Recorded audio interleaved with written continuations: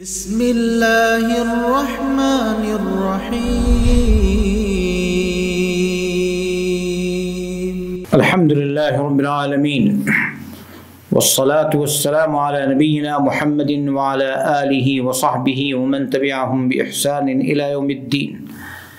أما بعد، فعن أبي هريرة رضي الله عنه قال: قال رسول الله صلى الله عليه وسلم: الصيام جنة فلا يرفث ولا يسخط، وفي رواية: ولا يجهل، وإن امرؤ قاتله أو شاتمه فليقل إني صائم متفق عليه.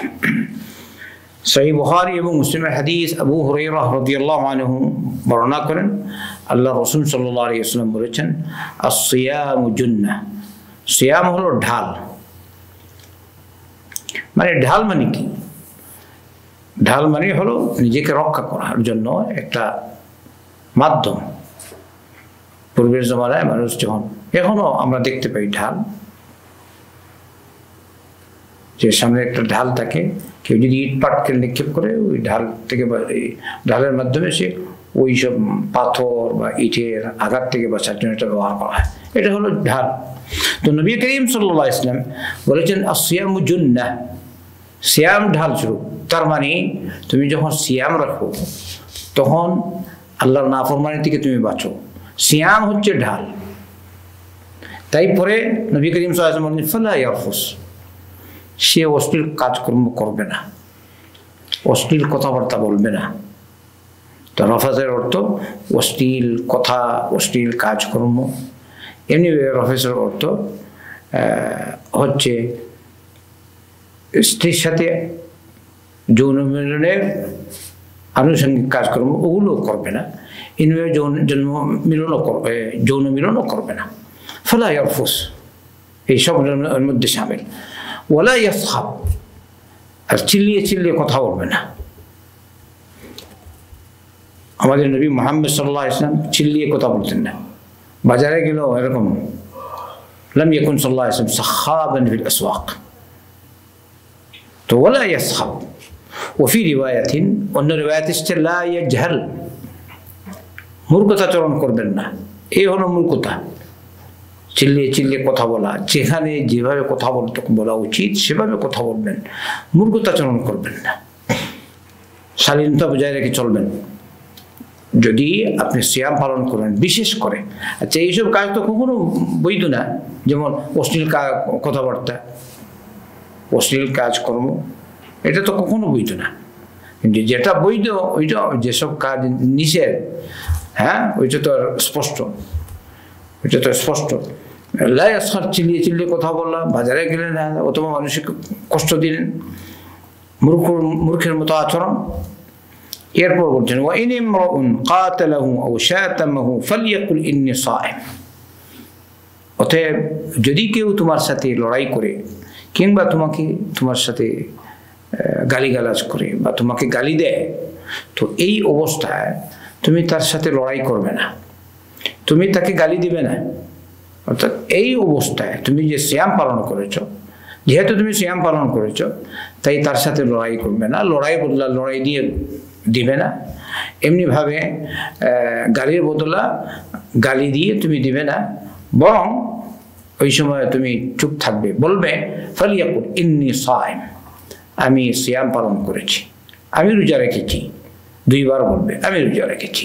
মানে তুমি তাকে বুঝিয়ে দিবে যে ভাই, আমি তোমার প্রতিশোধ নেব না।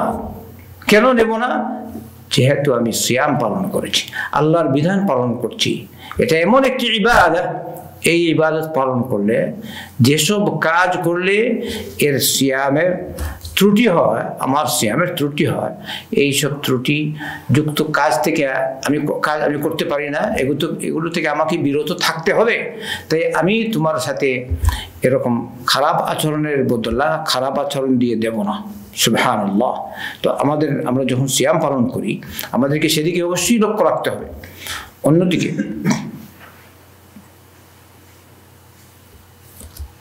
সুনানের কিতাবে রয়েছে, সুনান আবু দাউদ ইত্যাদিতে আল্লাহ রাসূল সাল্লাল্লাহু আলাইহি ওয়াসাল্লাম বলেছেন, বা সহিহ বুখারীর রিওয়ায়াত, من لم يدع قول الزور والعمل به والجهل فليس لله حاجة في أن يدع طعامه وشرابه। দেখেন, সিয়াম রেখে যদি মিথ্যা কথা বলেন, সিয়াম রেখে যদি মিথ্যাচরণ করেন, সিয়াম রেখে যদি জাহেলি আচরণ করেন, মূর্খতাচরণ, তো নবী করিম সাল্লাল্লাহু আলাইহি ওয়াসাল্লাম বলেন, যে ব্যক্তি সিয়াম পালন করলো, মিথ্যা কথা ছাড়লো না, সিয়াম পালন করেছে বটে কিন্তু মিথ্যা কথা ছাড়েনি, মিথ্যার মাধ্যমে কাজকর্ম ছাড়েনি, জাহালত বা মূর্খতাচরণ ছাড়েনি, আল্লাহ রাসূল সাল্লাল্লাহু আলাইহি ওয়াসাল্লাম বলেছেন সে যে পানাহার ছেড়েছে এতে আল্লাহর কোনো প্রয়োজন নেই, মানে এই সিয়ামটা আল্লাহর কাছে কবুল হচ্ছে না। আপনি মনে করবেন না যে পানাহার থেকে আমি বিরত থাকলাম অথবা বাহ্যিক যেসব কাজ করা নিষিদ্ধ সিয়ামের অবস্থায়, সিয়াম ভঙ্গকারী যেগুলো কাজ, ওইসব কাজ থেকে আমি দূরে থাকলাম, এটাই যথেষ্ট না। অবশ্যই আপনাকে গীবত থেকে, চুগলির থেকে, মূর্খতাচরণ থেকে, এমনিভাবে যে কোনো পর্যায়ের অশালীন কাজকর্ম থেকে, অশ্লীলতা থেকে আপনাকে দূরে থাকতে হবে। যদি এইসব কাজ থেকে দূরে না থাকেন তাহলে আপনার সওয়াব বিলুপ্ত হয়ে গেল। আল্লাহ আমাদেরকে মাফ করুন। তাই যারা সিয়াম পালন করবেন অবশ্যই সেদিকে লক্ষ্য রাখতে হবে। আল্লাহ আমাদের সকলকে তৌফিক দিন। তো সিয়াম যারা রাখবেন, আমাদের সকলকে এই হাদিস দ্বারা আমরা বুঝলাম আমাদের শারীরিক অঙ্গ প্রত্যঙ্গ সবগুলো আল্লাহ নাফরমানি থেকে আমরা সংরক্ষিত রাখবো। জিহ্বাকে বিশেষ করে রাখবো, খাবারকেও রাখবো, না পেটকেও রাখবো। বলছেন واللسان عن الكذب والفحش والبطن عن الطعام والشراب والفرج عن الرفث ومباشرة النساء। এইসব কাজ থেকে আপনাকে অবশ্যই দূরে থাকতে হবে। মানে জিহ্বারও হেফাজত করবেন সিয়াম যদি রাখেন, শরীরের অঙ্গ প্রত্যঙ্গেরও হেফাজত করবেন। এটা মানে কি যে আপনার শরীর, আপনার শক্তি বেশি, একটা দুর্বল লোক হয়তো কিছু হয়েছে দিলেন তা সায়েম অবস্থায় হলো। এমনকি নিজের বাচ্চা কাচ্চাদেরকেও প্রহার করবেন না।